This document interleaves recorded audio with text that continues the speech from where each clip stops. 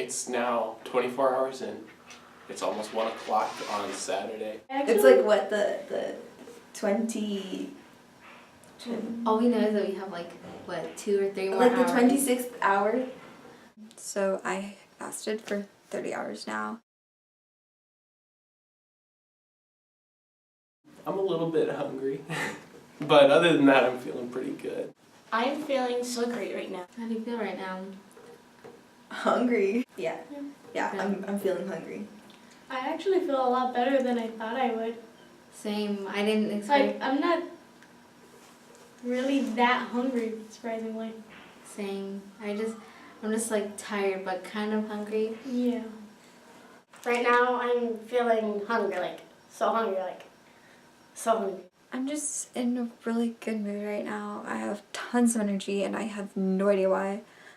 I feel like this experience has really taught me a lot about not only the people in third world countries, but people right here in our home cities and everywhere else. Okay. Are we craving anything right Yes. Yes. Yes, we are craving food. now? Food, pizza, chocolate, anything. I want a hamburger. I really Pizza. want pizza. Pizza. What I was craving during the famine, I walked past one of the rooms in the church as we were cleaning and I smelled pizza and I about died. The other church had brought in pizza and I really wanted a slice. And then people were talking about dark chocolate and I really wanted that. But my stomach never really growled as much as it has in the past years I've done it. The famine, it growled after I did community service, so after I had moved a lot, after I had done the games, then it would start growling, but it wasn't constantly growling, which I appreciate a lot. We played this game where we pretended to have an injury. I had a broken foot, so for the game I couldn't use my right leg at all. I couldn't walk on it. I had to hop during everything. And one of the games was we had to hide. And it was based on the guerrilla attacks or something like that they're called. And, you know, just making that connection that this is what kids have to go through. Kids who are younger than me, who may have a broken foot, that have to go through this. And, you know, the thing of hiding isn't a matter of winning or losing. It's a matter of life and death. And I can never do that. I was hiding and my heart was pumping. I was breathing hard and I was freaking out because I thought, honestly, I was going to get caught. Because the person who was looking for me was literally right there in the room as I was hiding. And I'm like, for sure he is going to find me. For sure I'm going to, like, get caught. And I'm just like, I would never want to be in that situation for my life. I would never, ever want to do that.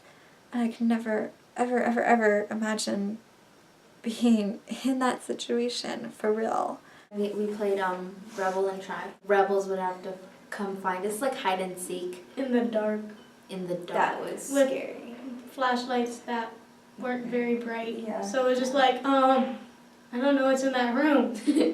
Hope nothing pops out. But the only Yeah. reason why we played that game was because they wanted to give us this similar feel of how the children are over there in the countries that we got. I got Bolivia. Someone else got. Peru. Colombia. So there's a lot of human trafficking where the country that I got in Bolivia. So what they do is someone is a rebel, and you have to hide. The children have to hide, so we're the children. And then the rebel has to go and find them and capture them. And then that's basically what happens in human trafficking, but more Brutally. intensive stuff. The injuries also that we had from the previous one also corresponded with that because we couldn't use that hand or foot during it. Or talk. Yeah. But the rebels were able to. People are very competitive. In order to survive, we played a surviving game, and people got very competitive we had to give up people. Yeah, to either like feed ourselves, survive, and it's a difficult decision. Yeah, so the objective of the game was to survive, and you had 4 people in your group, and so They it was, gave you clues. yeah, they gave you clues, so then you had to go to that one place and find a card, and that card would tell you what to do.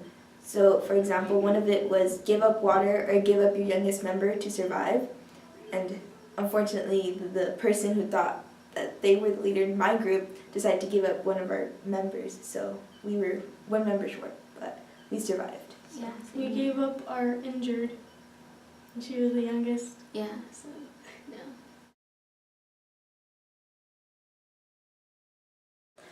We cleaned out our youth office and our children's office, and now we can actually see the floor in them, which I never believed that there was a floor in the youth office, so yeah. Bonding with people over cleaning, I never thought I would do. We were handing out food to homeless people. We met a gentleman there. He's been in and out of being homeless and renting a place, but he always is struggling to get money to buy food. And he was really willing to be generous if we gave him what was left of our food bag, and he said he would find people to hand that out to. So I thought that was amazing to see that this man who has virtually nothing, who was willing to take what we were offering and use that to help other people. I just thought that was a pretty amazing experience. We had made bag lunches and had an assembly line going, and I was the one to put all the bag lunches in the bags, reusable bags, for us to bring out to the park.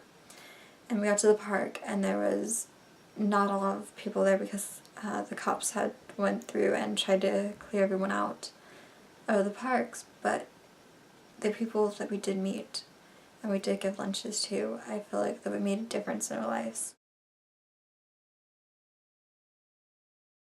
I learned about the hungry and the homeless is they're not all bad people. Just life circumstances have happened to them in the past, and they are trying to make themselves get better. And hunger is a massive problem. And I've learned that just one person can be the solution, and the more like one person goes with another person, then it could be a group of people and it can solve the problem, not by today, but possibly by tomorrow. Our hunger rate went from 30% to 13%. And what I've learned about the hungry and homeless is they want someone to talk to. They don't want to just be there. They don't want to be homeless. They want a family. They want someone that cares. I have learned that I truly can make a difference in the world. That my dollar that I raise can feed a child for a day. I mean, I don't think I can ever live off $1 a day.